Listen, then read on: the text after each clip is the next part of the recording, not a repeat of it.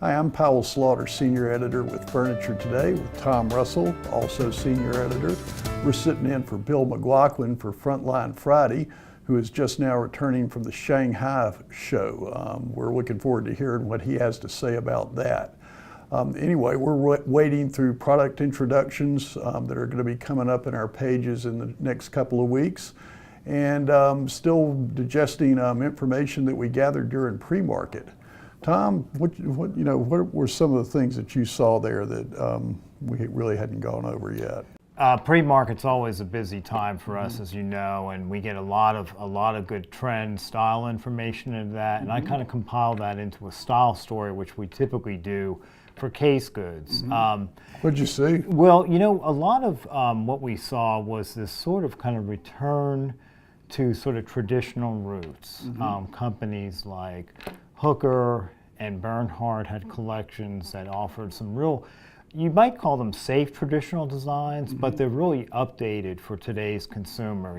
Fresh, a lot of wood tone, brown finishes. We're seeing a little bit of a return to brown finishes versus the sea of gray that we've kind of waded through. But they're updated for today's consumer, so they're fresh looks. I mean, some really cool licensed collections from William Mangum and Klausner. The new Coastal Living at Universal had some real interesting lighter tone finishes, actually, but wood bearing, drier in nature.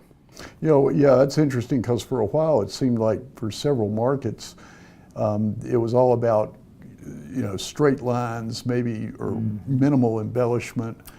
Kind of casual, contemporary type stuff. So, and we are still seeing some of that as well. I mean, it seems like there's a juxtaposition of the traditional versus the kind of contemporary, casual contemporary, mind you, modern forms. Universal has some new pieces in really interesting new darker finishes in its modern collection.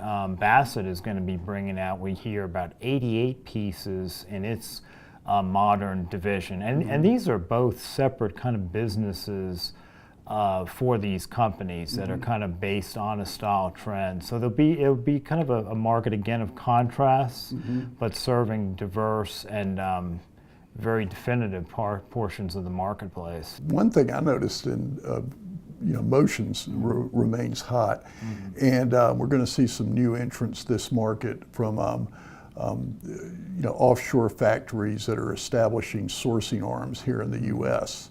I think that trend is going to continue. So it should be a good market based on all this activity. All right. Well, thanks for joining us for Frontline Friday. We're hoping Bill will be back with you next week, and until then, we wish you good business.